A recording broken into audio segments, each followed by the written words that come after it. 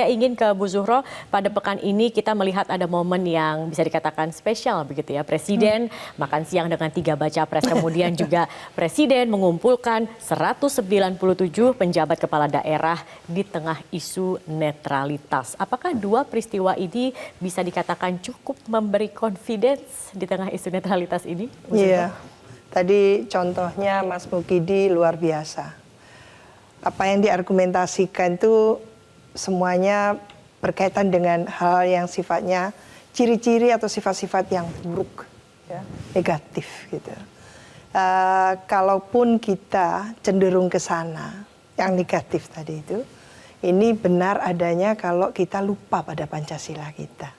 Tadi belum sampai pelajarannya ke Pancasila, masih ke ajaran Machiavellian. Saya ilmuwan politik, sarjana ilmu politik ya. Jadi tentu politik itu tidak mengajarkan ansih seperti itu.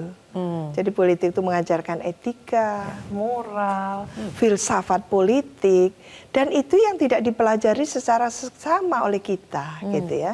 Jadi harusnya dipelajari secara seksama sehingga ada pemahaman kita terhadap politik itu yang lebih komprehensif.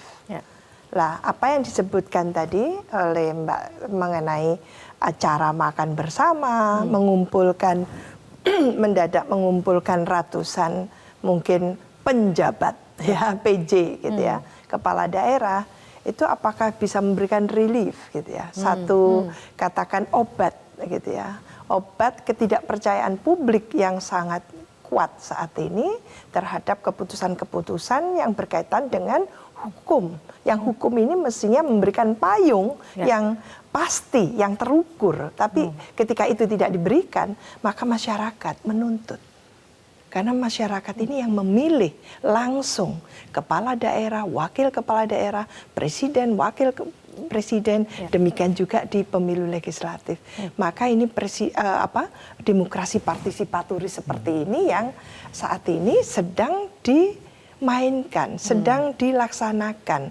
Oleh karena itu kalau rakyat bertanya, rakyat tidak percaya, tidak bisa hanya dipameri oleh sekedar gitu gimmick-gimmick, tidak bisa.